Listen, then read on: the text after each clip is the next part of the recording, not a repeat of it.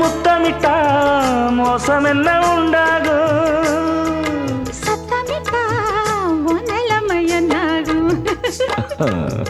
புது வளையல அரைச்சு தொண்டையில தான் நினைச்சு மாமா கிட்ட பேச போற மணிக்கணக்கா. தூண்டாமணி விளக்க தூண்டி விட்டு எரிய வச்சு ஓ முகத்தை பார்க்க போற நாள் கணக்கா.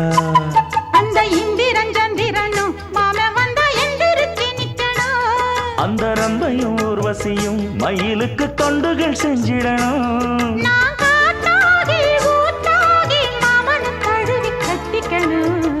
தூது வளையல அரைச்சு தொண்டையில தான் நினைச்சு நானும் கூட பேச போறேன் மணிக்கணக்கா.